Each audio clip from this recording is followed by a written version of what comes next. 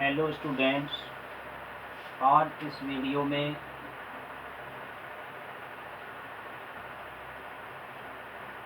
अध्याय 2 के बारे में अध्ययन करेंगे। अध्याय 2 में बीजाणुजन कोशिका, लघु बीजाणुजन कोशिका और बीजाणुजन ऊतक। इसके पश्चात देखेंगे बीजाणु जनन को। उसके पश्चात देखेंगे चतुष्क के प्रकार। तो देखिए, सबसे पहले बीजाणुजन कोशिका क्या होती है। अपन ने पिछले टॉपिक्स में पढ़ा था कि लघु बीजाणु जो धनी होती है उसकी पराग पुट्टी में कुछ कोशिकाओं का समूह होता है, यानी कि जो अपन ने टेपिटम पढ़ा था उस टेपिटम वाले भाग में, टेपिटम पराग भित्ति की जो कोशिका की 4 नंबर की लेयर अपन ने पढ़ी थी, टेपिटम। इस टेपिटम में कुछ अविभेदित कोशिकाओं का समूह होता है।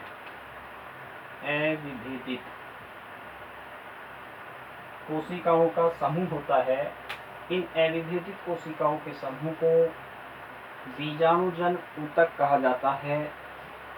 लघु बीजाणुजन कोशिका, इस बीजाणुजन ऊतक की किसी एक कोशिका को लघु बीजाणुजन कोशिका कहते हैं या बीजाणुजन कोशिका कहते हैं। जस्ट इसके बाद जो टॉपिक है वो है बीजाणु जनन, अर्थात जो हमने ठीक पहले पढ़ा है बीजाणुजन ऊतक या लघु बीजाणुजन कोशिका।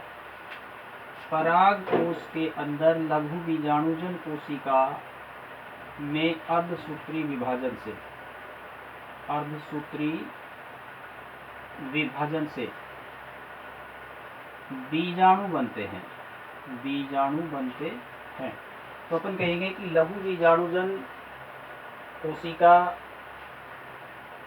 या लघु बीजाणु मात्र कोशिका जिससे अर्धसूत्री विभाजन से बीजाणुओं का निर्माण होता है, उस क्रिया को बीजाणु जनन कहते हैं। इसके पश्चात देखिए, एक लघु बीजाणु मात्र कोशिका से, एक लघु बीजाणु मात्र कोशिका से 4 लघु बीजाणु बनते हैं। 4 लघु बीजाणु बनते हैं और ये अलग अलग पादपों में अलग अलग प्रकार से बनने के बाद में व्यवस्थित होते हैं। तो उसकी उस व्यवस्था के आधार पर इन 4 बीजाणुओं को चतुष्क नाम दिया जाता है। और चतुष्क भी अलग अलग पादपों में अलग अलग प्रकार से व्यवस्थित होते हैं, तो उनके आधार पर उनको नाम दिया गया है। नंबर 1 पे है चतुष्फलकीय चतुष्क बोलेंगे इसको। नंबर 2 पे है द्विपार्श्व चतुष्क बोलेंगे। नंबर 3 पे है क्रोशित चतुष्क बोलेंगे। नंबर 4 पे रेखीय चतुष्क बोलेंगे। नंबर 5 पे टी आकार के चतुष्क बोलेंगे। तो इस तरीके से कुल मिलाकर के एकमात्र कोशिका से जो 4 लघु बीजाणु बनते हैं वो अलग अलग पादपों में यानी कि चतुष्क के रूप में व्यवस्थित होते हैं। और ये चतुष्क भी पुनः 5 प्रकार के होते हैं, जिनको क्रम से मैंने आपके सामने बोर्ड पे लिख रखा है, स्पष्ट दिखाई दे रहा होगा, मैंने बोर्ड पे आपको बता दिया है। अब इनको एक एक करके देखते हैं कि इनकी जो संरचना होती है उसके अंदर कैसे ये व्यवस्थित होते हैं। नंबर 1 पे आता है चतुष्फलकीय, यानी कि चतुष्फलकीय जो होते हैं ये आवर्त बीजी पादपों में होते हैं। आवर्त बीजी पादपों के अंदर और द्विबीज पत्री पादपों के अंदर। देखिए, इसमें ये जो 4 चतुष्क होते हैं ये इस तरीके से व्यवस्थित होते हैं कि चारों की व्यवस्था के बाद 4 स्पष्ट बराबर के फलक दिखाई देते हैं। जैसे नंबर 1 पे ये फलक, नंबर 2 पे ये, नंबर 3 पे ये। लेकिन चौथे नंबर का जो फलक होता है वो जस्ट इसके पीछे स्थित होता है यहाँ पे, इसलिए वो यहाँ पर बोर्ड पर दिखाई नहीं देता। लेकिन 4 फलक बराबर के ठीक चौथा इस तीसरे के पीछे की ओर स्थित होता है। तो इस प्रकार से बनी हुई जो संरचना होती है उसको बोलते हैं चतुष्फलकीय चतुष्क कहेंगे।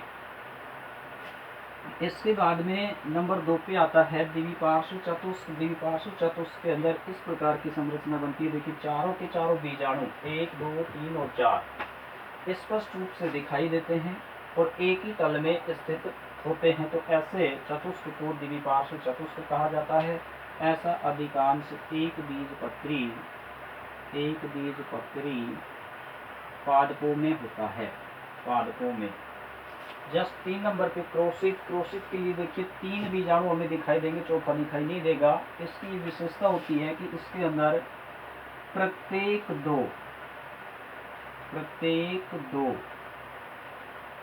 बीजाणु 90 डिग्री का